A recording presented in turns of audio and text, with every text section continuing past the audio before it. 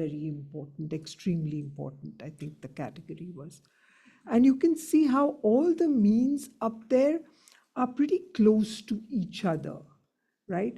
So you can see that the variability or the differences are pretty few.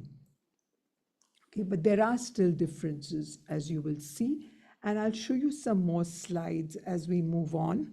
So if you go to the next slide, we did also see, next slide. No, go back. Say one thing about the response. Sure. I think one thing that's important to note, a couple things. One is that these results were crunched by the research team at Stanford, and they are preliminary, and they gave them to us with that warning. But I think what I want to make clear, since I have seen the raw analysis file, I feel like I can say this with some certainty, although I didn't create this table. When we say that there are some surveys that weren't completed, it's not as if there were zeros that were counted in these means that are dragging down the means for, say, like 2,000 responses that didn't happen for a certain. I just want to make that clear, that right, like it's one would be not at all important, 5 would be extremely important, and so that's all that's considered. And so for missing responses, while we missed them, they are not dragging down the means, and so that would really throw off the numbers. And I just want to be clear that's not what's happening here. That's an important clarification. Thanks. I think what I'm trying to get at is, the criteria were presented in the survey in a certain order. If people just kind of got fatigued halfway through, if that's what was going on, then sort of systematically you have a different sample for. I don't know if I don't remember the order of the questions in the survey, but say it was those last criteria at the bottom, systematically that's a different population answering those questions versus the first. So it would be helpful to, that's why I'm thinking it would be helpful to get the difference, like to know which questions kind of got how many responses and whether it is a more random pattern or whether it is something systematic. And I think the other thing is just knowing, is there information on who only answered some portion of the survey versus who answered the whole thing? Because I think those are both important things to know if we're weighing this really heavily. Yeah, I also want to add something. Open online surveys don't hold much scientific value, correct? Yeah. Correct? So, and I'm also hearing back from the in-person that there were issues with the translations, but also, if you did an online survey, you would cross-reference other data that's been collected about people to kind of confirm, that it's someone. And this survey, it didn't ask my consent to collect my location data, for example. So I'm just curious, what other analysis did the Stanford group do to confirm the validity of these survey responses? If this is the only one we're being shown, and knowing that we also had in-person feedback sessions. Were these responses different from the in-person sessions? I'm trying to understand. You're saying, was there a difference between the in-person responses versus those that were filled out on the, I think that's an excellent question. Yeah, we'll exactly. Look more into Is that analysis being done too? Because that can definitely we can validate an open online survey, even if we know they're not really valuable. No, definitely. We'll try to get you that information if available and pose the question to them. Okay, thank you. Just a note, I'm going to push us on here actually and not stop because we have to do some work tonight. But you guys are all very, very knowledgeable about all of these criteria at this point for all of our levels of schools. And so you will get to give your adjusting feedback. So what we're presenting to the board is what the public said in the public survey and what you guys say as very educated consumers of this information. So I wouldn't anchor too much on what the public has said because you're going to get to give your own opinion. Yes, I hear you. The public matters. Your information will be presented along with the DAC's information. Okay.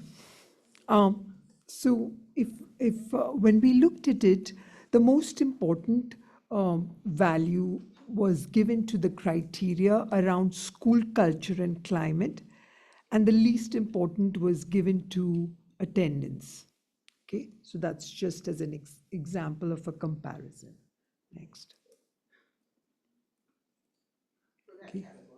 For that category. For across the criteria. Okay. We also found that our underserved population rated historical inequities a lot higher than others. So you could see how both for schools and for neighborhoods, historical inequities was rated much higher by Latino, African Americans, Filipino, American Indian, and Pacific Islanders. Okay. What's AI? AN? AI is American Indian. Oh, we pulled them out. Oh, cool. Yeah. So what we did was, I'm so sorry, Orlando, go ahead. Thank you. I think this is an important question. On the next slide, please. Was the demographic of people responding representative of SFUST? So if we look across all the different aspects, was it Excellent generally question. representative? It was actually underrepresented, especially our underserved population. So what we did was, on this slide, you'll see this next column called weighted mean. Do you see the weighted mean? So in that, we adjusted for it. Okay, so we actually would double the responses of an African American individual to make sure that they have the right representation as similar to our demographics. Okay, that's why you see a weighted mean. Okay, so weighted meaning we actually accommodated it and weighted it based on the demographics of SFUSD. Okay. Sorry, Ritu. No problem. The science is science and tonight. I hear the weighted mean, but my heart is in the caution is saying that no one is a monolith in the danger of a single story. And so to add additional weight to a response that might come from a middle class Black family that lives on the west side versus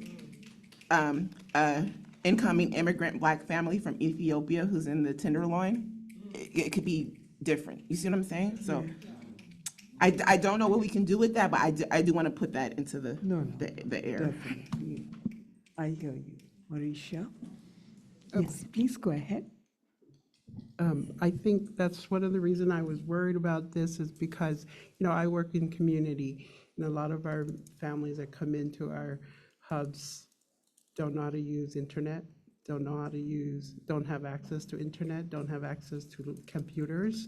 So if the statistic reflects an underrepresentation, then how is SFUSD going to address that issue? Because we're only hearing those of us that have access to technology and doesn't reflect the ones that even in 2024 doesn't have access to technology. I think there's two ways. So I know they're conferring about what they want to say, but one of the things is we did, Phil, how many in-person community sessions? There was 16 in-person community sessions at schools, in communities. We texted the families who attend those schools and the families who attend around those schools. They were really focused on making sure that our underrepresented communities were able to get there. A lot of them were in languages other than English or had support for families' translation in languages other than English. So that was one of the really important things that we did to try and hear those voices. And I think Ritu's point with the weighted mean is to try and amplify those voices, even though they're sort of perhaps stuck in a technology vacuum. Go ahead, Ritu. Well, I can just add that I think that it's the unfortunate reality that we have our proportions of various demographic groups in the district, and anytime we ask for feedback on anything in a survey or any other modality, we would love for those numbers to line up exactly. And they do none of the time. And so we do the best we can to bring them together.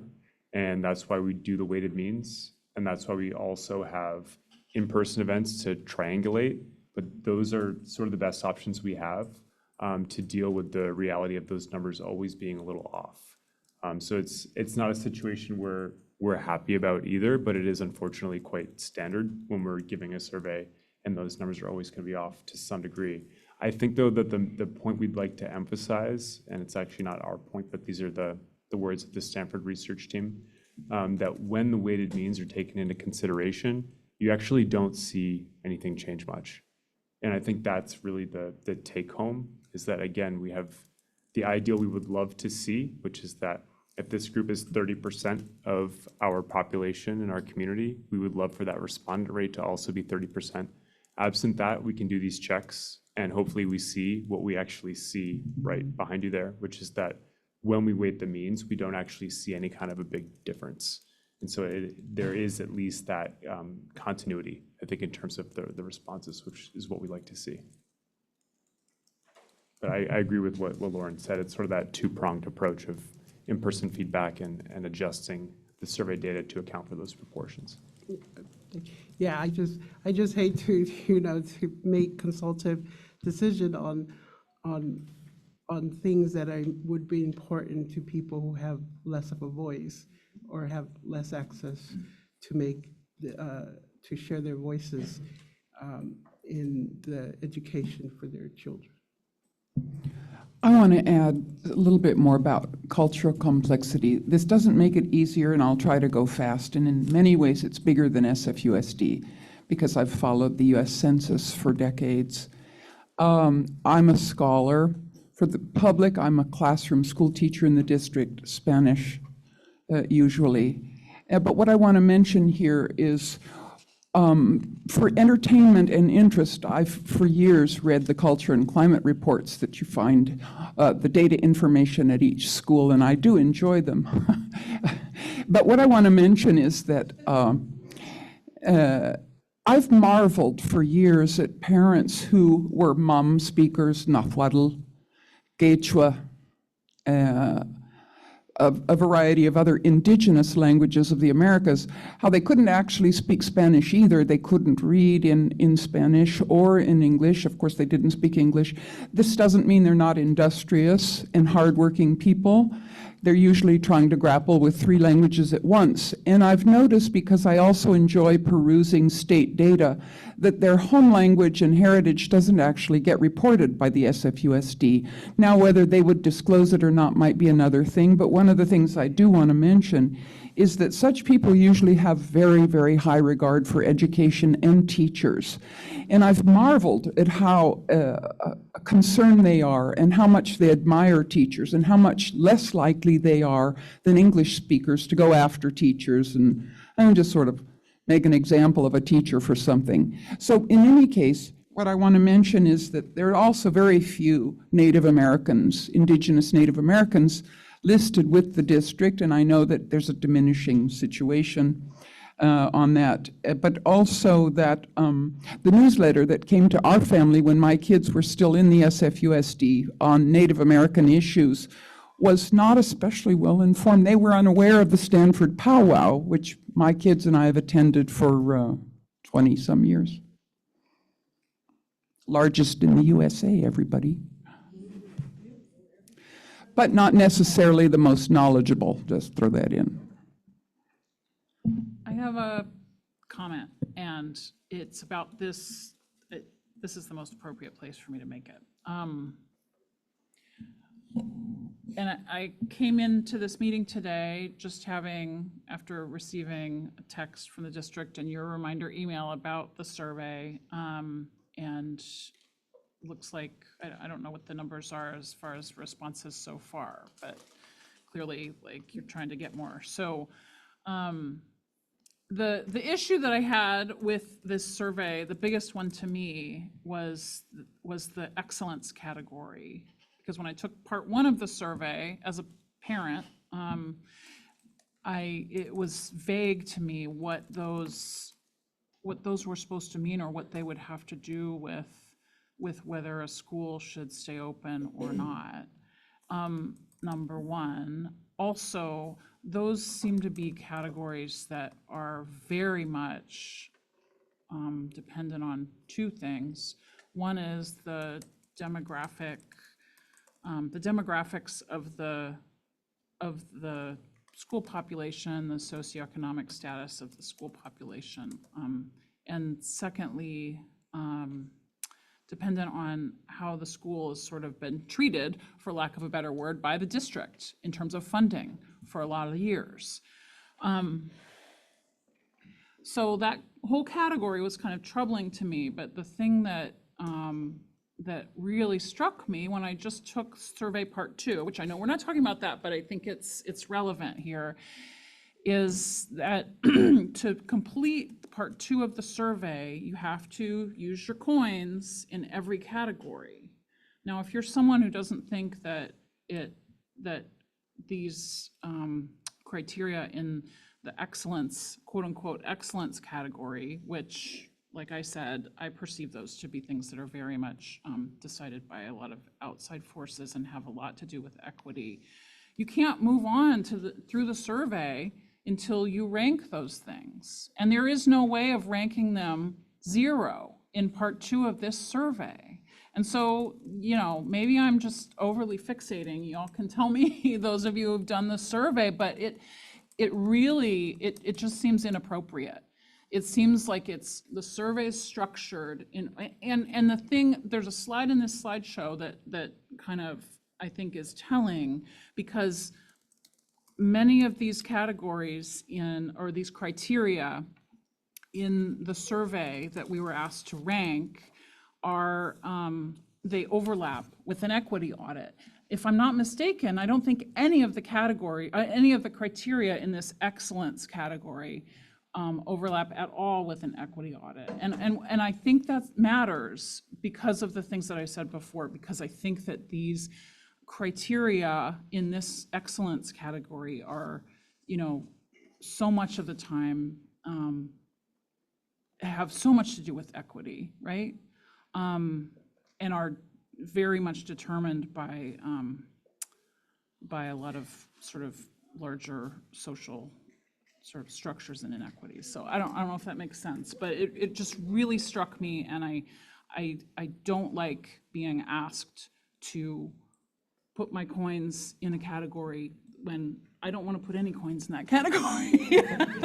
I totally hear you. And I didn't know the survey was structured like that, so it's really helpful You feedback. could not pass through to finish With the zeros. survey unless Okay. you ranked. Today, I these. invite you to put 0 next to things that you do not Yeah. like. Okay, We will thank do you. that today. Oh, Alrighty. the last thing I wanted to say was just to Now's point, I do think it would be helpful for the DAC to have some representation of the information collected, or some kind of characterization of what was collected in those in-person meetings, specifically because there are lots of folks who aren't going to take the survey online.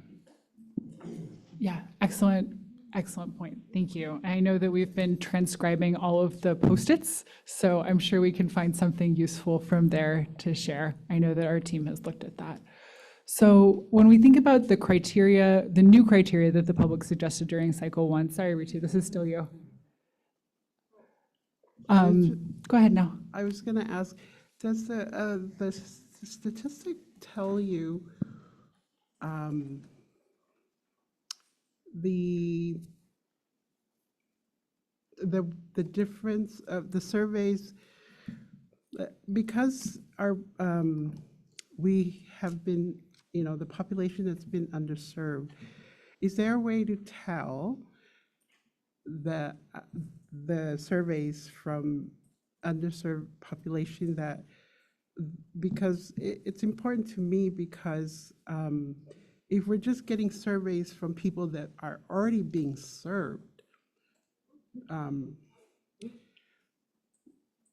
it doesn't make sense to collect data that we're just continuing to serve the population that is being served. And I don't know, that's, I was, I hear you. I completely hear you. I think in the second survey, there was an attempt made by the district to actually then involve the family liaisons and have family liaisons reach out to their community to help fill out the survey. Okay? Wait, so Ritu, I have a, Sure. because we represent family liaisons. And so actually, our secretary and our community organizer attended family liaison PDs when they were launching the survey and trying to like looking at the survey and to support families to fill it out. And families were very, very confused. Like they did not, even the liaisons were confused on how to get past this coin system. So that it already became a barrier to be able to then help families fill out the forms, the surveys. Thank you for that input. I can share a little more too about, in terms of understanding the populations that answered this survey versus those whom did not. We do have a way of saying more about that. And I just want to be clear that our policy always in our department, every day, is if we're going to release information, if we're going to release data, reports, we're always going to disaggregate that data by the groups that we are able to. And so in the case of this survey, that includes race, ethnicity. We ask questions about what schools you're affiliated with. Not everybody who answers the survey is necessarily affiliated with a school because it is open to the public, community members. But as you saw, most were parents, so there's a lot of affiliations. You can see what schools a respondent was affiliated with. You can see if they have a child who's receiving special education services, English language learner services, I mean, all kinds of things. So that is not a black box. That is something we do have data on, and as a policy, we would always release that information and not keep that from the public. So that will be clear. These data are, I should say again, preliminary, and these slides I know are sort of just scratching the surface. But when there are more results to release, I just want to be clear that we do have that data because it was collected on the survey, and we'll make sure that it's disaggregated in that way as we do in all of our reports. The demographics of the respondents for each category that you filled out, there is a report already in our website that has been produced to describe the demographics for every section and Stanford's summary of their results. So, you know, that is already there, but I think they would also want to be putting up a slide deck for you to see on all the respondents' demographics. Okay, You had a actually, I'm going to question. push us on. I'm so sorry. So one of the features of the first survey was a question about things that were missing or criteria that people would like to see included. We saw 12 themes emerge, and they fell into 3 categories. So the first category were already included in the current criteria or in the equity checks. Those are transportation, funding inequalities, proximity, support programming like after-school programs, safety, sense of belonging, and the sense of staff feeling overworked. All of those things are included in either the equity criteria from AB 1912 or in some way included in the criteria that we have here. Other things that people suggested as criteria to add are set by a collective bargaining agreement, so teacher pay and administrator pay, so not things that we would include in the criteria because they're set by an agreement. And then there's 3 things for which we do not have current data. Those are teacher quality, school marketing, and stability. Any questions about these things that people suggested that are either included or we don't have data on or are set by a bargaining agreement?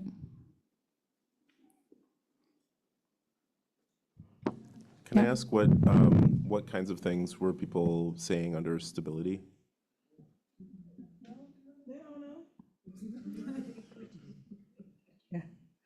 It was primarily around stability of, of don't close my school, primarily around that topic. So it was more stability of my setting, of my, environment. So it was mainly around stability of keeping my school open. To piggyback off of Ed, could that stability also been added to sense of belonging? But, and then, just a thought, and then oh gosh, I forgot my main thing. When we did the superintendent search, the people, the firm, not that I'm comparing firms, y'all, they put together a really comprehensive report, and it had like I could see for sure where I answered a question, because it had it didn't have information, but it had I could see that 2 parents said, we don't care who you pick for the superintendent, for example. And I'm wondering if that same thing will be available for us in regards just to this information. That and even if I would love to use it to help make some of these choices, but even if we don't, I think to show the effective use of community engagement and family participation and community participation, just seeing that report put together and the things that the community said. Will we have a more detailed report? It sounds like something will be posted. Okay. Thank you. Okay. So these are the 10 that will be shared with the board as feedback from the public in June. So these are the top 10 criteria from the weighted mean. So the top 3 in each category from the community survey. In effective use of resources, you'll see that there are 4, because I think building condition and teacher turnover had the same score. So these are the 10 things that the public has raised as most important to bring to the board. And those are the 10 things that are up on our chart already for you guys to tell us how important these things are. Okay, so what we're gonna do now is I'm gonna ask you guys to prioritize the things that you want to see included, and we're gonna start with adding criteria that you believe are missing. So here's the first step that we're going to do. You guys can raise your hand and you can share any criteria that you think are really important that are not on this list from the public. So the list from the public are these 10 right here, and they're the 10 that are sort of listed in short up here on our sticky dot chart. And you have them in front of you here. So anything that you think is missing from the 10, you can raise your hand and tell us what it is. You should also suggest how we should measure it, because if we can't measure it, as with the things the public suggested, then it's probably not something we can include. So first we'll listen to what everybody thinks we should add, then we'll do a vote, so fist to 5 on each of the things to see whether all of us think that we should add them or if it's just one person's suggestion. And then we'll check with RPA to make sure that we have whatever data is needed to calculate a score for that thing. Questions about what we're going to do now? Are we doing this, we're offering our ideas in small groups for additional criteria? No, I think everybody, if you have one thing that you would like to add, raise your hand. If you don't see anything that you want to add and you feel like all of the things that you think are important are already captured in the 10, great. Okay. Process question, Teddy? Okay, so are we ready to start adding things or suggesting things that we might like to add? Any more process questions? Go ahead. My only question is are we going to be able to discuss the criteria that are already on the list a little bit before we start putting, okay. I just have some clarifying questions around some of those. Okay, yeah, if you want to do clarifying questions, let's do that first, I think, before we add things. Does that make sense? Either way is fine. We can continue. I don't want to interrupt the adding criteria thing. We can then come back and kind of ask about all of them. Okay, Probably. that sounds good. So, do folks have things that they would like to add? Teddy? I would like to add where students live or are projected to live by 2030. First of all, because we know there's the California is, by 2030, San Francisco has to build like 80,000 housing units, and is working towards that. And then also we know that we're supposed to be moving to zone-based enrollment. And we've been told in the last meeting, I'm not sure if I totally understand it, but you can't create zones that make sense because of where people live and language requirements, and that would be based on population projections. So using those projections through 2030 would ensure that we can move to zone-based enrollment, which we're supposed to do, and that we're, not setting us up for, failure, because we're supposed to be building more housing. I think also if you're looking at population projections at the neighborhood level now, you would probably get closer in alignment with the CEQA and environmental impact analyses, which would you don't want a bunch of these lists where you can't even do it because the criteria is. Okay, so I'm going to try and restate what you said and Yes. tell you what data I think we would use, because I think this is a good one. This is student density in proximity to the school. Is that right? So like the number of students living close to that school? Yeah, just making sure there are enough spots in the school where people live, so we don't end up later overbusing people really far. Okay. And so we would use address data for that one. I'm going to hold us at density close to the school rather than introduce capacity to it, because some of the buildings are the wrong size for their neighborhood. And so just density in the neighborhood of the school. Fine. Ed? Yeah, I was going to build off of that actually, because I don't know if this is a clarification or an addition, but in terms of student density around the school, would we look at, when you look at where SFUSD kids live in San Francisco, and then where students go to school, there is this big mismatch right now, and I don't know how the zone system is going to affect that. But it feels like, I don't know, to Teddy's point, if you're just looking at student enrollment, you're kind of miss, are you serving the neighborhoods where most of the kids in SFUSD live? And then the other point under this is when you're actually pulling that data, are you going to look at the entire cohort? And so is it public and private school attendance in a particular place, or is it just public school? I don't have a That's a clear great opinion on that point. question, but I think I think your clarification is like who counts as density close to the school. And what I would suggest we use is application data rather than enrollment student data, because that reflects everybody who applied. And like, not everybody in San Francisco applies, but everybody who considered going to SFUSD applied. Okay, awesome. Yay, we have one criteria added. Anything else that folks would like to add?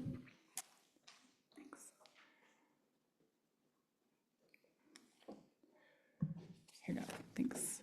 Anything else? Go ahead, Debbie. Yeah, thanks. I had a couple of some thoughts. I thought that enrollment by programs, looking at program access under equity category criteria, so not just the existence of a program at a particular school site, but also the student enrollment by program might be important, because if a program were to be considered for co-location or merger, these different populations of language program students would need to be treated differently than general ed kids. Similarly with students who are receiving special ed programs. So having a better understanding of student counts by program at each school site could be an important variable to consider. Can I ask a clarifying question? No, I want to respond to that. That's exactly what program access right. does. Okay. So Thank you. you guys have this metric document. It's the Okay. top of the second Okay, page. perfect. Thank you for school with a higher percentage of students participating in language programs, special ed programs, or CTE pathways is less likely to be identified as a candidate for closure Yes. co-location? Yeah, not just percentage, but the actual number, total number, maybe not just a percentage. Okay. Just because the number of families that might then be impacted, you know, relative to the fact that we have small, medium, and larger school sites. And so a percentage that's low at a large school by percentage value can actually provide a higher absolute number of families that will be impacted. Does that make sense? It does. Okay, I think both make sense, number Maybe and both, percent. yes. Because what happens is, if it is a small school, then, you know, that's the capacity of the school, and we have to consider that. yes, yeah, so I guess I was just thinking percentages give a reflection of the demographic, you know, the population at a school site, but because we have such variability in actual school sizes, the actual absolute numbers would be useful as well. I also had a question or thought. So the various public educational data sites like eddata.org and the CDE, they provide a statistic called the Overall Diversity Index. A school diversity index is calculated by some convergence of various measures, but it's supposed to be a proxy for school diversity versus segregation by specific race or ethnicity. And I believe that as a district, that overall we value diversity, and we seek to have schools that allow students from a variety of backgrounds to learn and grow and develop community together. We have a few school sites with very low diversity index scores. And I guess it's a wondering, because this is sort of a different metric than was reflected in the survey. Are we concerned about schools that are highly segregated by race and ethnicity? And if we are concerned about highly segregated schools, do we perhaps want to consider looking at schools that are highly, highly segregated? And so the way that you would use this metric would be a school that is less segregated is less likely to be listed for merger, closure, or co-location? Yes, perhaps. An ethnic, a diversity index that shows high segregation might be something that we would want to look more closely at in combination with other factors. Let's add it to the list. We can ask your colleagues, because we'll ask everybody to vote on each one. I think this is a great one. Diversity index. Yeah, it's called the Ethnic Diversity Index. And, it's probably not perfect, but it provides a shorthand, a numerical shorthand for the extent of segregation at a school site. Yeah, and this is something my team tracks pretty closely too, so we could probably produce something that verifies it at least. Yeah. Right. Any more to add there, Debbie? I also had another metric that may be something we want to look at. It's also very different than some of the other metrics here. We had teacher turnover as one. So the Department of Education also has a statistic looking at the experience levels of teachers. It's the Teaching Assignment Monitoring Outcome Measure. The CDE measures inexperienced as classified as having 2 or fewer years of experience, while teachers having more than 2 years of experience are categorized as experienced. So presumably, as teachers gain more classroom experience, they have, more experience, I guess. But I thought that it might be something that we look at, because it appears that schools that have different breakdowns in terms of its staffing and experienced versus inexperienced teachers, credentialed versus teachers teaching outside of credential might also be something to look at school site by school site. Okay, I love that one. Let's put that one on the list too. I have a clarifying thing. So there are actually 3 different variables that you mentioned. One was, so we have to be very clear here, average years of experience for the teachers in that school. That's one criteria.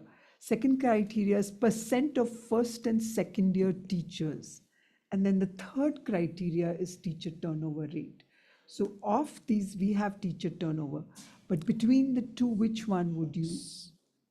So I think I'm more interested in looking at Average years of teacher experience, first and second. maybe percentage of years, percentage of teachers who are considered experienced at a school, and percentage of teachers who are credentialed at a school. Credential. Awesome. Okay, Sarah, you have something to add? I have a couple of things to add. I was going to say what I think Ed said about percentage or density of public school kids in particular neighborhoods for particular schools. There's another criteria that just work with me here, be patient. It's about, something that I've been wanting to have captured, and I'm not sure there's a way to do it, but knowing that there's a history in this district around segregation and language access, and that those are, we all know that there's those court cases and what's the word that we were under, and now we don't have them anymore, those two. Thank you, consent decrees. So kind of the history, if there's a way to figure out how to capture the history of why certain programs exist in certain schools, right? So, for example, if there's I'm going to pick a school in my neighborhood, and I don't know the history of it, but at Monroe Elementary, there are 3 language pathways. There's a general ed, and there's a Cantonese, and there's a Spanish, right? And it's not that big of a building. And so the question is, why? I feel like making decisions about criteria around schools that can affect a school like Monroe, for example, it would be helpful to understand why those programs were established there in the first place, especially if they were established to address issues like segregation or language access in a particular neighborhood. So I'm not sure exactly how to put that criteria, but I think some way of capturing that is important. So something like history of language programs, like, is it a years Not just count or language. a? Well, we could think more, this is a little off the cuff, so we could think more about what that would look like. But and it isn't just, language programs is important, but I think also, when programs were established, perhaps to comply with this either of those consent decrees, so. Okay. Can you add it up there? And RPA folks, you guys are tasked with figuring out whether we can measure this by the time we get back to you. I can also think about it. The other Okay. piece I wanted to, and going back to language programs, is, I know that this year our district has seen, and I don't know numbers, but that our district has seen a lot of newcomer students, at least from Latin America, right? To the extent that there are a lot of newcomer students who maybe don't know any English, who are coming into schools, not just the newcomer schools, but immersion schools, and from what I've heard, schools that maybe don't have the kind of language programs and support that those students might need. So I think a piece of what, any given year, we don't have a crystal ball, we can't exactly predict what immigration patterns are going to be and that kind of thing. But if there's a way to think about that or have that be a criteria, Teddy talked about projections of population of school-age children in different neighborhoods. And I would say like a piece of that, it would be helpful to understand, especially when we're thinking about schools with certain language programs, to try at least to think about what that newcomer population might look like. Just to quickly build off that, there's a very big difference between newcomers who only speak one language, and we do the best we can to introduce them to English, but we speak to them in a heritage language, or we hope it's a heritage language for them, and parents who decide to put their child in a classroom where a certain language is spoken because they want their child to be a cosmopolite. So the teacher ends up having to deal with that. Not that I have anything specific on that, except that one of the areas where we do see that is with Mandarin. Okay. So it creates tension. The language programs, I'm not done with it either. You know, I mean, I don't know how to make it better. It's very complex, but something's got to happen better. Okay, so Sarah, a clarifying question. Are you asking for like percent of the kids in the school that are newcomers?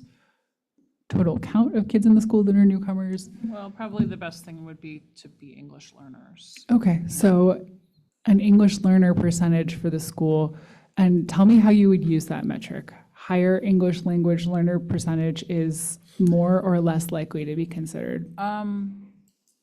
Two things. One is English learner, a number of English learners or percent in a given school, but also in the neighborhood, I think. I think in the neighborhood. So, sorry, this isn't quite as neat. Tell me why the neighborhood and not the school. Because when we're thinking about program access, I think there needs to be consideration. Access, part of access is geographic proximity. And I understand that with our current enrollment system or assignment system, that's not always, we don't always think about that, but. Okay, so you're looking for something like density of English language learners in the neighborhood. And corresponding with programs, language programs in that particular neighborhood. So that getting bused across town, or taking Muni across town, or having to have a parent who has to drive a child across town is not a barrier for a child being able to be in a program that they really need to be able to learn, right? To learn, to really, to get reclassified and but not just learn English, right? Just to learn, period. Okay, Marisha, I saw you had a comment a minute ago.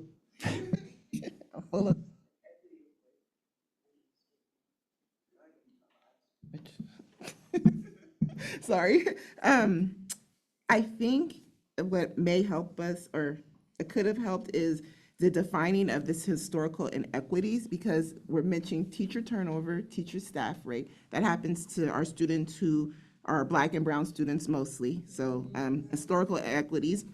The system was not built, we know, to serve everybody, but the things that you guys are pointing out are defined, are nudged in or budged in with historical inequities. All of the challenges that we're seeing with the schools, how do I get my kids who are monolanguage speakers here and the community that they live in to have a school that offers a program that they have access to, is a historical inequity. There was red line out of there, they weren't supposed to be there. San Francisco dumped them off in there and then said, let's move and do that. So I wonder if clarity around historical equities would help us to better feel and get a sense to some of our questions that we're having. There was teacher turnover, we talked about second language, and there was another one that was mentioned also. I also want to know if you can just add to the index the consent decree and the allow decree. I think we're a little bit misinformed about what those two things actually did for our students and who benefited from them and how academic progress and achievement was made for our least underserved students during the consent decree time. So I think we just need to study and read that up when you guys have a chance. Yes, so. Oh, upward mobility index, where that at? Where is it at? Because I couldn't find it. I don't know. I did not make this, so I will bring that back. That's a great question. Go ahead. Just quickly, and this is not as detailed probably as what you're hoping for, but the language on the survey, just so it's clear to everyone, for historical inequities, it then said, challenges and disparities rooted in a school's history that affect educational opportunities today. So just to sort of read back what I think I'm understanding, it would be sort of unpacking, well, what does that mean? Like, Name it. Yeah. Like Say what- it, anti-blackness, racism, discrimination, like name it so that it's clear, like it's there. Okay, thank you. I think something I'm really, that's important to me is curriculum. Where does that fall? Does that fall in the program access? It's just because I feel like it's really important to have an intent, a program that is correct, a curriculum that is correct, and that is that can have a positive effect on students. You know, for so long we've been. I know it opens up a whole new can of worms, but a curriculum that uplifts our students. So I know that they've been working in the English Language Arts Department on a unified curriculum. So I feel like much like the teacher salaries, this is a thing that is sort of standardized across students. Am I understanding what you're saying incorrectly? Something like that. I mean, like say for example, our Pacific Island. Our kids don't see themselves in the books, in the historical books. They see not mentioning it, you know, yet their parents or us have been here for so long. We contributed to community. We've lived here so long. I mean, the PI community in San Francisco has been here over 100 years. But yet, the historical content is not reflected in the curriculum. Is that something that you could say is a part of one of the language programs? Because, for example, there's the world language programs in elementary school, like Filipino, that are meant to address that curriculum gap that you're describing. And that's already captured in one of the criteria. I know that they're building out for example, the Samoan language, which, you know, we've been asking for it for like 3 or 4 years now. And we still, you know, somehow the funding went missing, but yeah, anyhow. I feel like the curriculum needs a revamp in order to reflect correct history, correct context. Sure. My pushback is I don't know if that's a criteria that's different across schools. Okay. Okay. But that's one of the things I'm very passionate about, is making sure our kids learn about themselves in the books that they're Yeah, it's they're a reading very about. valid concern and goal and a noble sentiment, and not something I'm sure we can measure the difference in between one school and the next. Does it reflect on the grading? How so? I mean, how does our students do in their schoolworks, in their testing? How does that affect how they do in school? So are you shifting to a criteria of like subgroup performance, or so performance of different ethnicities of kids in standardized tests? Something that would reflect that them learning about, you know, different their ethnicity, their culture is part of their education, that it motivates them and allows them to grow, to do good in school, to become, you know, people that contributes to communities and allows them to thrive. Ritu, is subgroup performance included in this academic performance one? And excellence? No? Now, I want to validate you and say that I hear you and I understand you. I think one way to work from where we're at now, where we have our locus of control, is program access, put a green dot on it, and then go back and be like, now increase the program and some funding and bring some resources in so that Yeah. our students can have it. Okay? Thanks, Marisha. Super helpful. Okay, any last criteria to add? Go ahead, Ed. I was going to see if it would be helpful for what Now was suggesting, to have program access also take a look at schools where it's the only place or only one of a couple places where a particular program or a particular special ed service or something like that is provided. You know, the uniqueness of the program of a particular school that would be lost if you closed it or moved it. Yeah, I think that's great as an amendment to that one. And to add to Ed's, it would be like, is there ethnic studies courses offered or peer resources or AVID, right? Any of those kind of programs that are different, that are not at all the schools? Is that part of the program access already? Okay, It doesn't list it. I think that's why we have a hard time Right. like making concrete connections. okay. So including AVID and some of those other things that Jerry just listed. Like ethnic studies, peer Okay. resources. So Isn't ethnic studies a requirement? Okay, so, right, and so if it's a requirement, then it wouldn't vary across schools. In high school. Go ahead. Sorry, well, I was just going to say with the program, I think the thing that I'm struggling with the program access, and maybe I'm misreading this, is that it seems to just lump all programs together. So it's percentage of students in each school participating in language programs, special ed programs, career technical education, and pathway programs. That's a really wide range of things. And for example, if you looked at, I mean, there are certain schools in the district that where every kid is in immersion. And so, and then there are schools that don't have immersion programs at all. It's just, it seems like it's a very brute force metric that wouldn't necessarily get us anywhere. I don't know. And so I think refining it with some of the suggestions people have here is might be really effective. Okay, great feedback. All right, Orlando, last comment. Thank you. I've had to think about this one a little bit. So looking at the survey responses from our community, and given the exercise we're asked in terms of providing guidance about fiscal decisions and alignment of resources to the best use, when I look at cost per pupil and operating cost savings, they were pretty much on the lowest spectrum.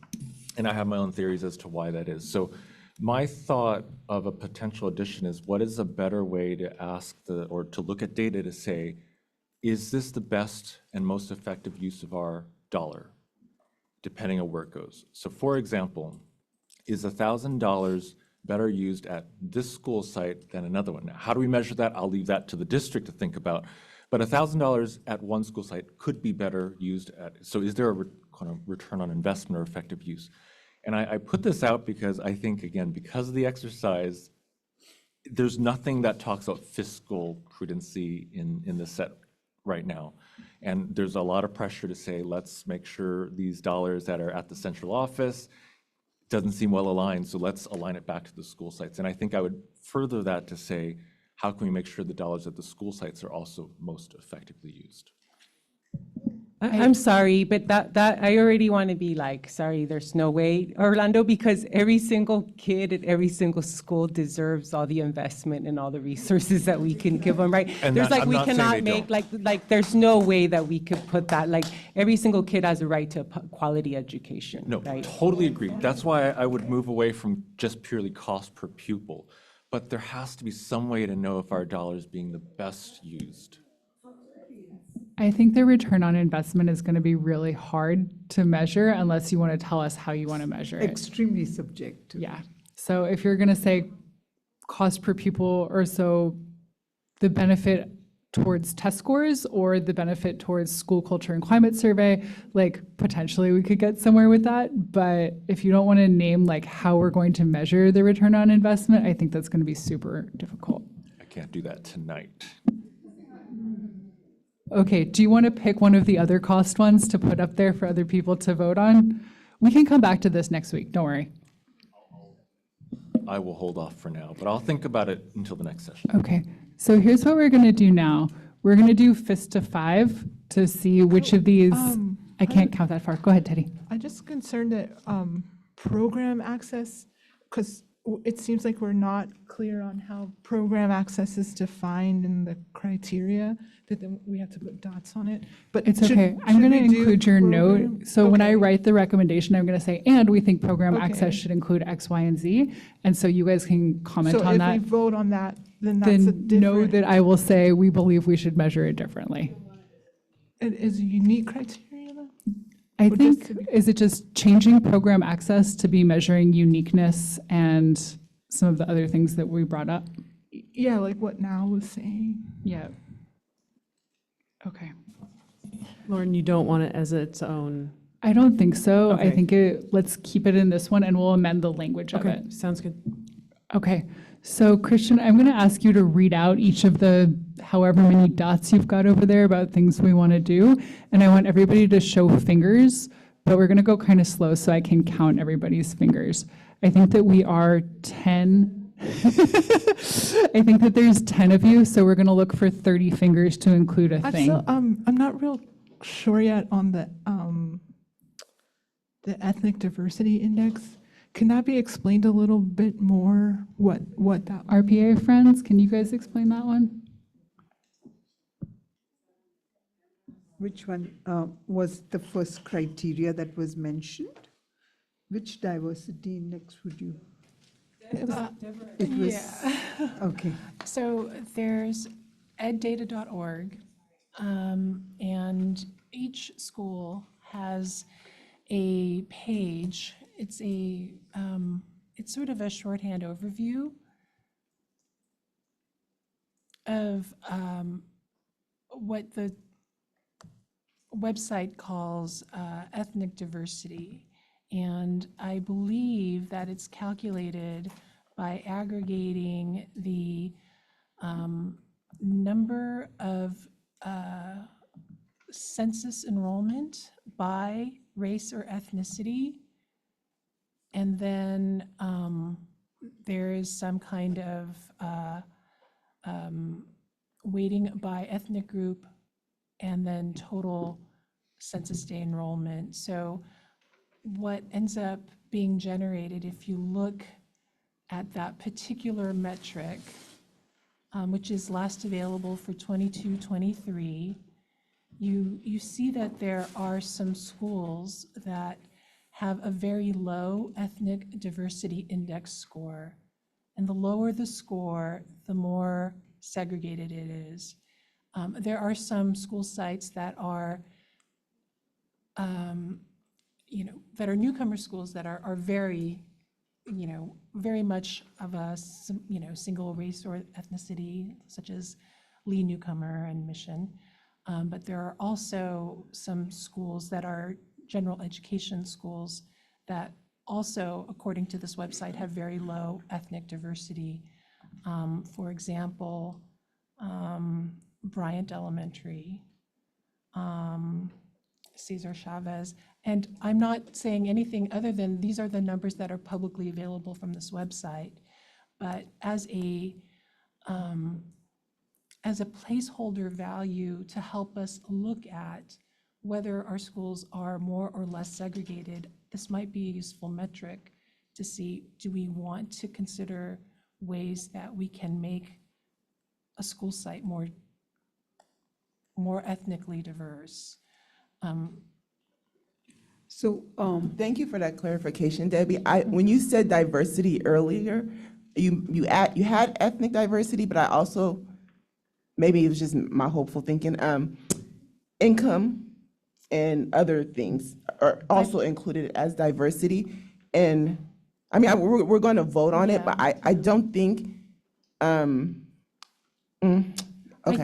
I think this particular data point is specifically ethnic diversity. And the criteria you want us to vote on is based on ethnic diversity. Well, I would like to look at diversity in general, but in the absence of any other readily available public data, which is what I'm hoping that we can all use and agree to a data set as a proxy for diversity of other kinds.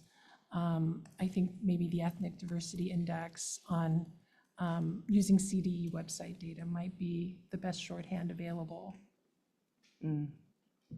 Marisha, would you prefer that we look at like free and reduced price lunch by school as our diversity?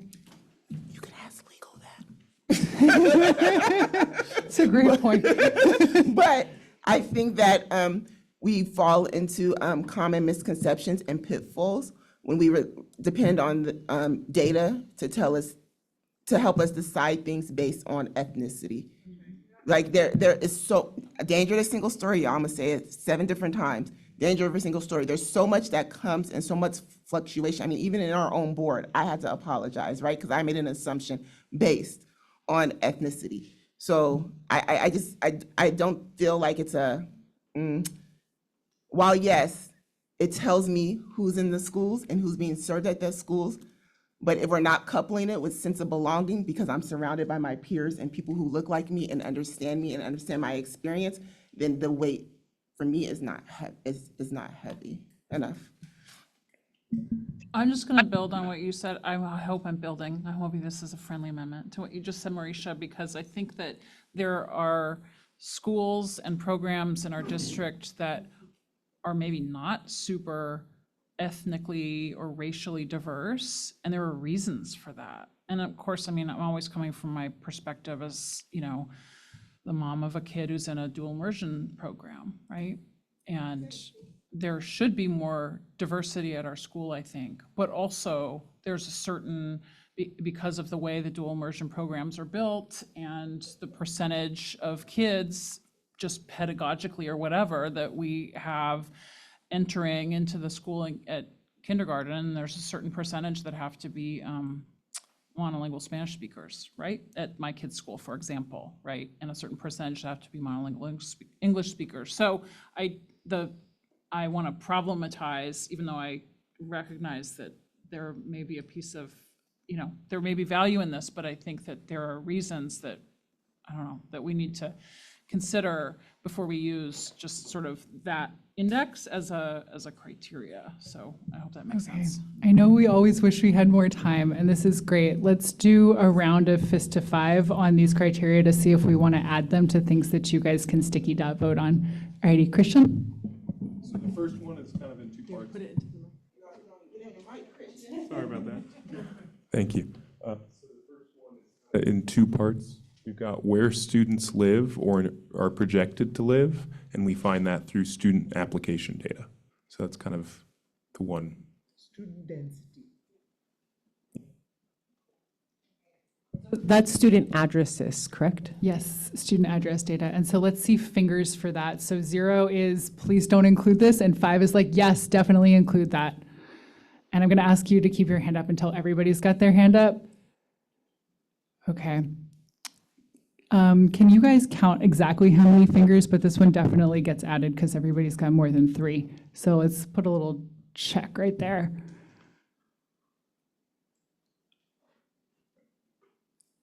Alrighty, thank you. You ready, Amber? Okay, sorry. Sorry, I gotta go slow. Sorry.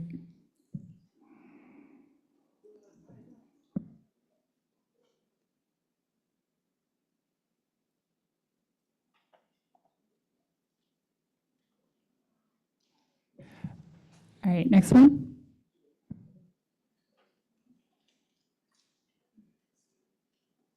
The next one is ethnic diversity index. All right, hold up your hand. 0, no way. 5, yes, please include this. Got to see everybody's fingers, please. Oh, I see fists. Awesome, super helpful. So I got 1, 4, 5, 9, 12, 12 and 2 is 14. 14, that one's not included. Okay, next one.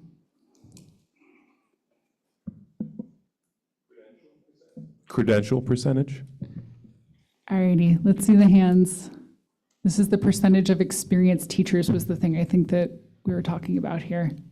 This one is a little bit weird because I kind of think this might go into like our CBA, like we have agreements and like on, I mean, we can know the data, but I don't know what you're going to do with it. I think this is whether to use it as a criteria, and I take your point, and Marisha's also actually, that we should probably check these with legal.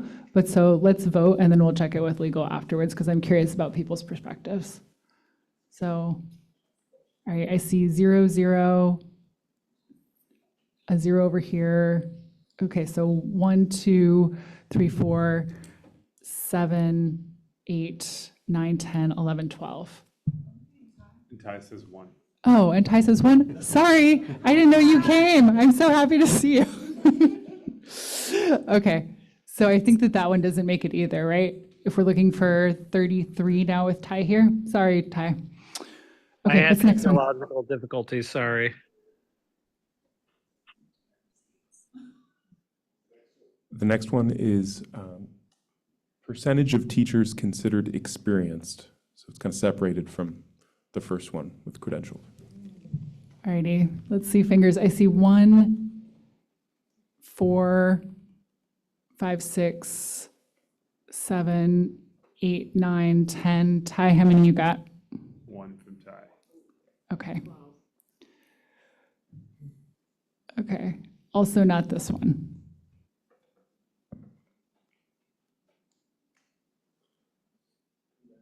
The next one is history of language programs. So this is Sarah's question regarding consent decrees.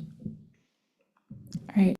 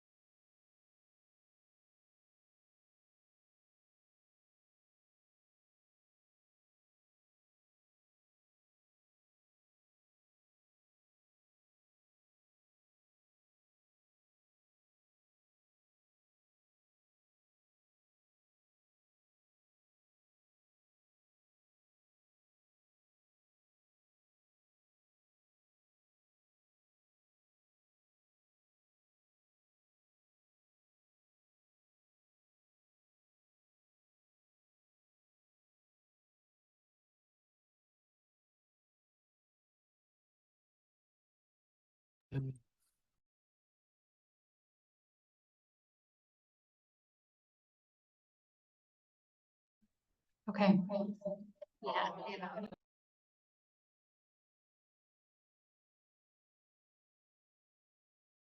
Room 1's in there.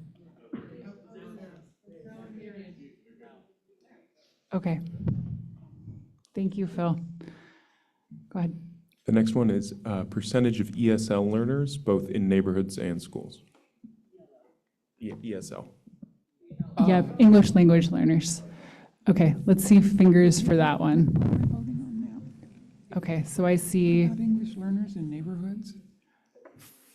I think 8, 10, 14, 18, 21, 25, 28, 30. Karen?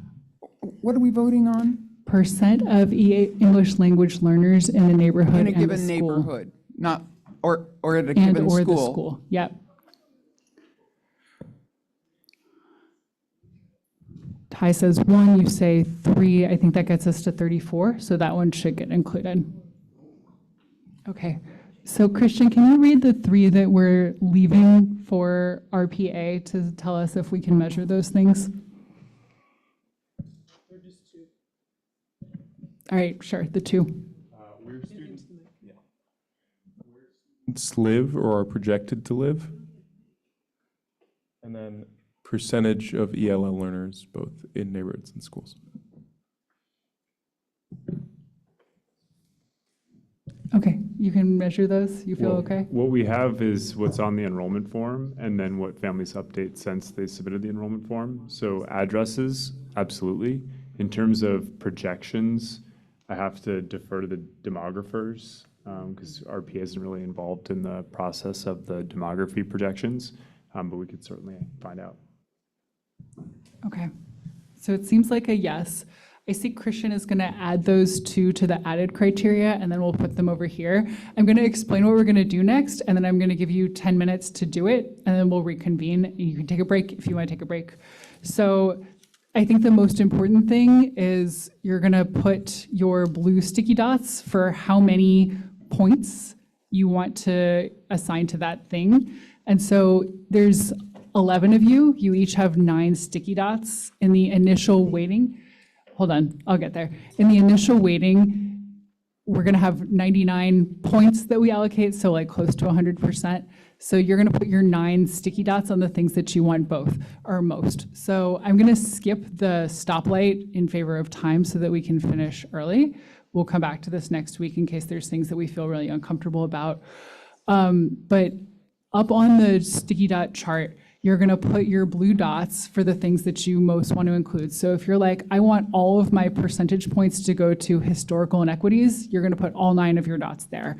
If you're like, I put 1 in school access and 2 in academic performance and 3 in building condition, you can put them like that. Does that make sense? No, so each one. Yep. So you're gonna come here for family choice and demand, and you're gonna have blue sticky dots here. For student enrollment, you put them here. Does that make sense? Like the survey.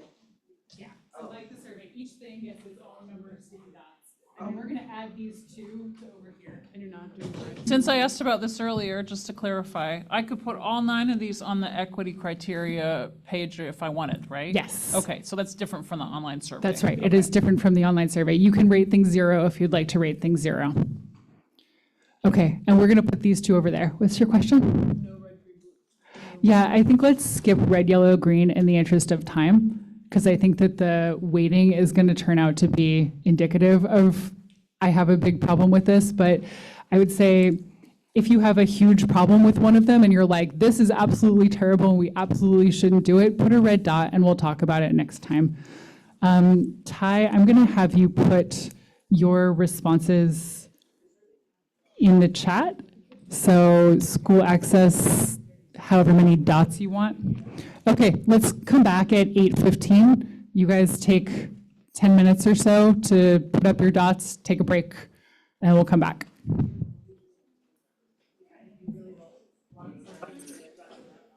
Lauren? Yeah, do you want to call me and I can put up dots for you? Sure, or if you took a snapshot. Is it possible to take a screenshot of the criteria? Yes, I will take a photo and text it to you. 1 second.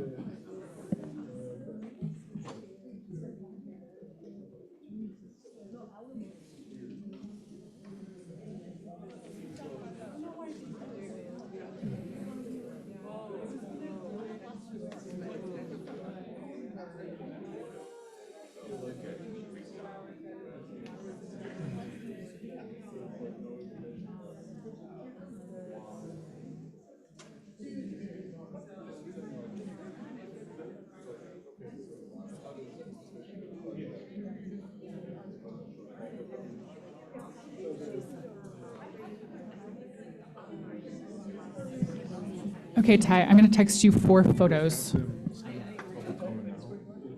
They're already signing up. Thank you.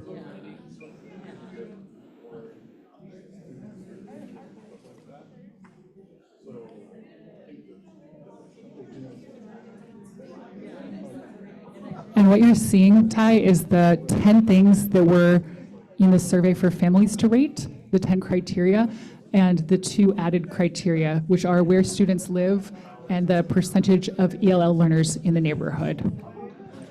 Okay, and then I heard that there I have 9 points. And then I, Yes, you have 9 points to allocate across these now 12 things. okay.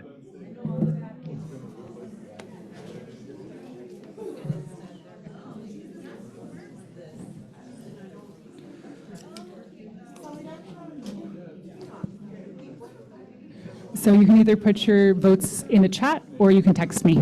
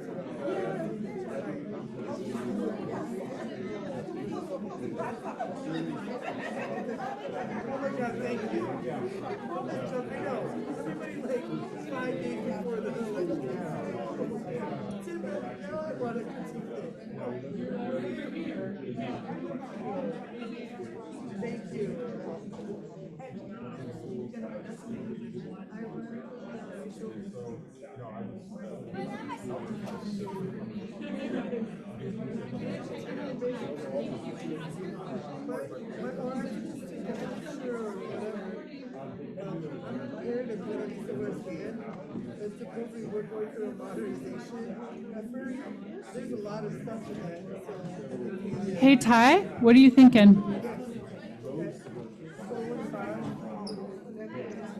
Yeah, I had to write them out. I only see 9. So there are 12. Okay. I have Do you family. want to email me or put them in the chat? Yeah, I see family enrollment. Sorry, I can't hear you. Can you speak up a little bit? Yeah, so I see family choice, student enrollment, building conditions, teacher turnover. Oh. Okay. Say it again. I only see 9 instead Family of, choice, yeah. school building, conditions, and enrollment, I got those. okay? And then school culture. School culture, how many you want for school culture? Oh, so I only see 9 criteria. I'm just the photo she sent me, so I didn't know if there were 12. There's 2 more that we added. Remember the 2 we added? I see Yeah, the where 2 we added students are where live. students live and then the percent of ELL learners in neighborhoods and schools. I have those, and then there were 7 others. I also can't hear. Oh, I only see 7 others though in the photos that Lauren sent. You want to do the English language learners or the school density community one? Put it in the chat because I can't hear you. Do you want me to put the dots? No, these are for Ty. So I can go pick them. Okay, but we're trying to figure out what he wants to put them on. Hey, Ty, I'm not gonna put yours up yet. Can you email me, please? Because I'm having a lot of trouble hearing you.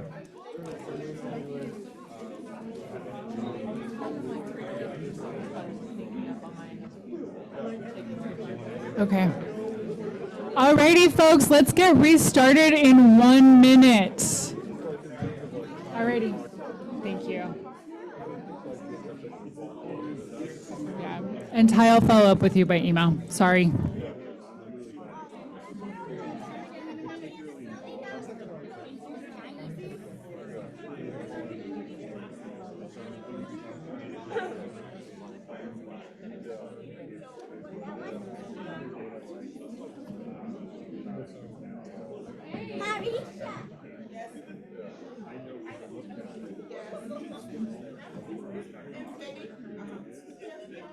Thank you.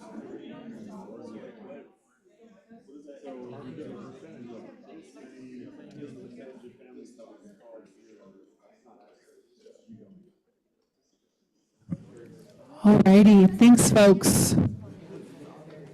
So we sort of skipped over this part, but alrighty, folks. So what I'm going to do is I'm going to take these ratings that you guys have given and try and turn them into a written recommendation. So I'm going to give 1% for each of the things in each of the categories where you put a blue dot. And I'm going to mark ties later also. Anything that has a red dot over here, I'm going to mark like we have a serious concern about that and we need to talk about it next time. But I will send you the written recommendation by email later this week, or my draft of it, and then we'll refine it together next week. But I will probably ask you for things that you want us to focus on as we're refining. Any questions about our next steps here?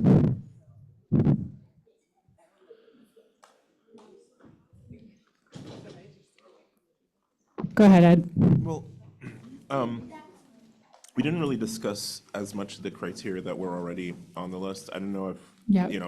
should we just email you with some thoughts on them? Is that one option or? Yeah, if you'd like to share your thoughts now, that's great. I'll make a note and that way I can include them. You can also email me if you'd like. Yeah, it's super late. I just Okay, wanna- yeah. Send me an email.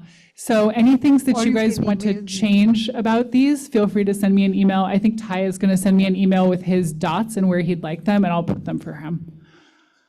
Okay, Edward, you could also email us Yeah. directly and we'll respond to any questions you have on the metrics. I'll forward his email to you. Thanks.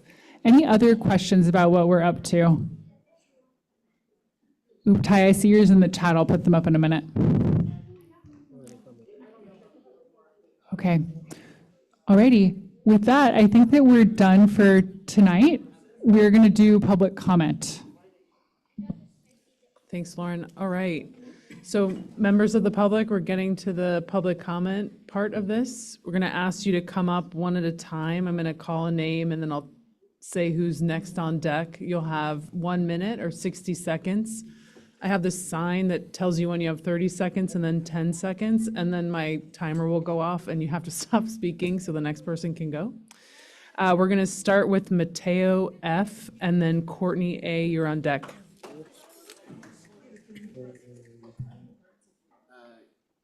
Can I test it? Hello, hello? Okay. Let me know when I'm starting. Go. 4% of student respondents is the crime and responses for a topic on school closure. My name is Mateo, an alumni of SFUSD, civic engagement coordinator with Coleman Advocates, in which we work with elementary, middle, and high schools, as well as the parents of those kids. All the people we have talked to have not seen or heard these surveys, and it is not easily understandable, with even people we work with, kids every day, not hearing about this. Use different approaches like sending mail to everyone, give more time and easy language access to not just Stanford kids, but everyone. This current survey is concerned with some of the questions like equity being on there. I'm greatly concerned about it because it shouldn't be a criteria, it should be a guarantee by this district. If equity is valued, then building conditions and student enrollment shouldn't be on here either. Building conditions is the failure in the school district and affects student enrollment because of the district's lack of care. Please show that you care, because right now we're not seeing that. Good. Oh, are you Courtney? Yes. Okay, give me 1 second. All right, so Courtney, you're up, and then Gloria M. is on deck. Go for it. Okay. Hi, I'm Courtney Armstrong from Rooftop. I'm a parent. I'm the president of the PTA.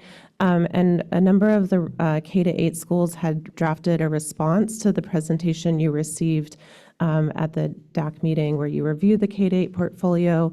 And I understand that, I just don't know if that response was shared with the DAC members themselves or just with the district staff. But I also understand there was a correction made to that slide deck as a result of that letter, and specifically the slide around the benefits and challenges or pros and cons was pulled out. And I just don't, I'm not clear how that information is shared with DAC members or the community, or is it just on the DAC members to go back and check the data or the slides to see that that correction was made, or is there a notice sent out, and how is that happening? So thank you. Thank you. Okay, you're Gloria. Great. Yes. And then Raina T., you're on deck. Do I need to, oh, there we go. All right, hi everyone, thank you DAC members.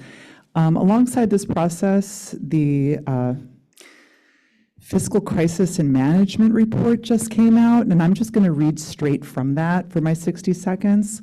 Calls out our local education agency for tremendous fiscal challenges, overuse of consultants, lack of collaboration with other agencies, lack of understanding of critical elements of school finance, poor monitoring of overall fiscal health is in that report. Item 10.6, under the material weakness qualifications, the district enrollment projections are not based on historical data, industry standard methods, and other reasonable considerations. The district did not deal with correcting the most recent FCMAT recommendations. We have a lack of staff. We use average cost rather than actual cost for positions in this district.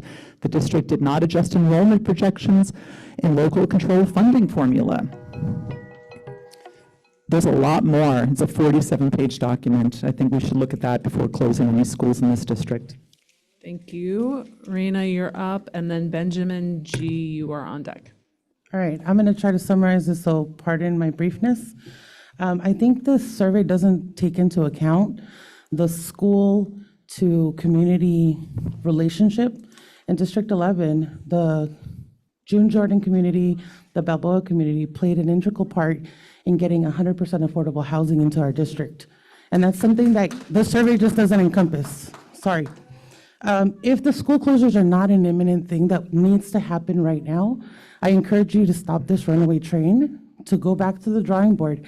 And something that doesn't happen when you don't involve community is that you build something and then you have to go back and start over. So I encourage you to go back and start over now and work with community to develop a survey that actually works and that involves conversation. Most of our communities do not involve with the survey. I have 10 seconds, so let me think. Instead of doubling the data, let's engage in community conversation. And then I just wanted to express gratitude for the folks who created the survey. It's not their fault. They didn't have multiple voices in that room to create the survey. There is a survey that's being created by community.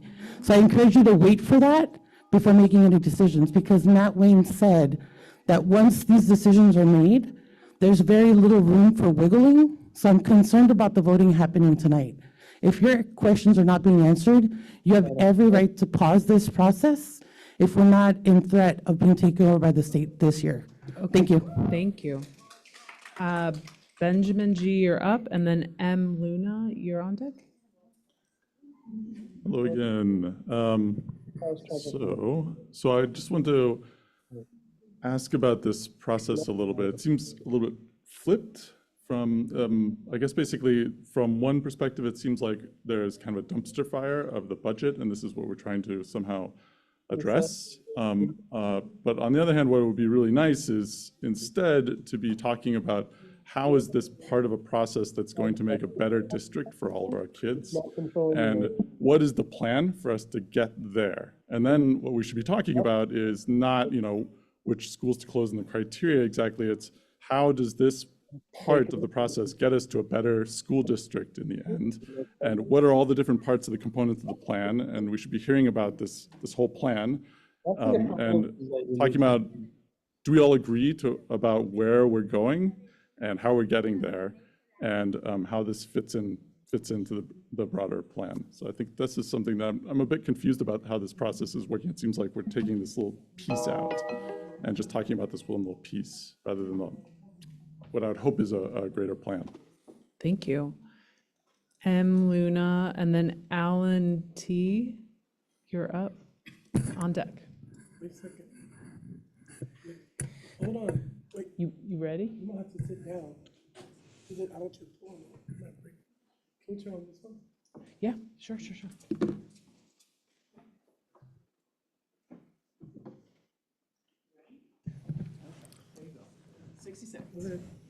I have a question. So, if you want to close that school, why did you let that school, people build it? If you want to close that school, just why? Because if you want to close down the school, why did you let them make it? Out of the mouth of babes. Let's go. This is a good question. Okay, thank you. All right. Alan, there you are. Great. And then Alex P., you're up next. Hello? Okay, you guys can hear me. Am I good to start? Okay. Good evening. My name is Alan Tello. I'm a student at June Jordan School for Equity. Less than 1% of SFUSD students participated in this survey. How do you plan to significantly increase student engagement? As a student, I feel disregarded. As a student, the situation feels repetitive and redundant. As a student, no, as a human being, this is unacceptable and outrageous that only 0.8% of students completed this form, leaving the remaining 99.2% unheard. Our voices are crucial. We are the future. We were promised a visit from Dr. Wayne to sit and listen to our student voices, but he hasn't followed through. Do our voices not matter? Do our voices hold no weight?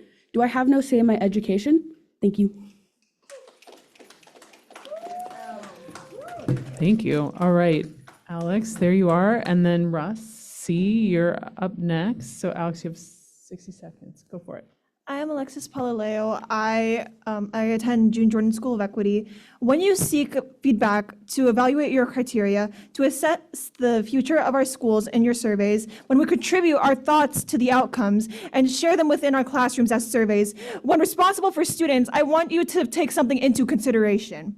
It is important to get a diverse range of students. Out of a total of the student body, only 400 respond, a fraction compared to those from smaller schools combined. For students unable to attend input meetings or navigating their paths through their excellence, finding out who they are, and by finding that, I mean by finding extracurriculars and actually taking things that will be able to help them find themselves. Yet instead, we stay in a meeting determining the process of whether or not if we will even have those spaces open, while those unheard are left behind, claiming fairness in audits and outreach efforts, yet only 0.8% truly have a say. At what expense?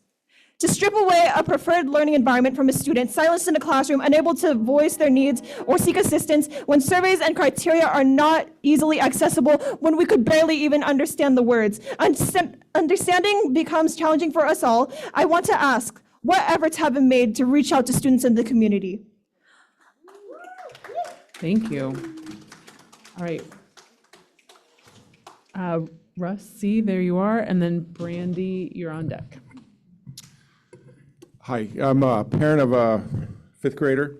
I don't understand how we're going to impact the budget in a positive way by closing schools. There's only about 14% of the budget is the operation of those schools. You'd have to shut down a third of our schools to close the budget gap. It seems like the main cost of this organization, as it is with most organizations, is salaries and benefits and affiliated costs. But it seems like we're short of teachers, so I don't understand the basic accounting. And I think there are some accountants on this committee. I would challenge you guys to really dig in and figure out what's going on with the budget. It's not buildings. Thank you. Thank you. All right, Brandy, you are our last public commenter. Thank you. Okay. Hi, everybody. I'm Brandy with Coleman Advocates. We are very disappointed with the rollout of the survey. There's a lot of fear and concern in communities, so we're part of some of the community that are launching our own surveys. I could have swore that at the beginning of this meeting, we talked about building operating costs, possibly not making a major dent in the efforts to save money. So my question is, even beyond that, why we aren't having this kind of open dialogue around cuts to the central office staffing and that structure, knowing that we spend a ridiculous amount on that system per student. And just curious why we're balancing the budget on the backs of the students and the families without transparency around central office staff and a clear plan around that. And then also just bringing up that the school choice as a criteria contradicts equity, because we know a lot of our schools that are being rejected for racist reasons. And so we just need to look at that and figure out what we need to do to support the schools that are challenged the most, and reconsider whether, like we were saying earlier, if we need to stop this moving train and prevent the crash from happening. Thank you. Nobody else has signed up for public comment. Is there anyone else in the audience who wants to give comment before we close tonight?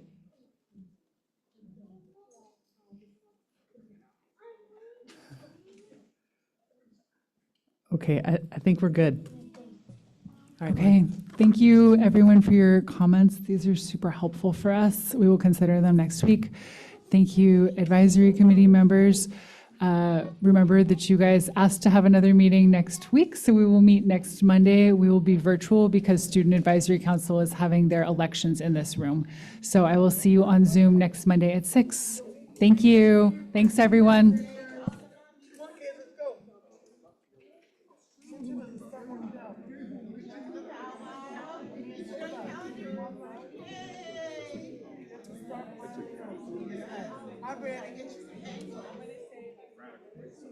Like me.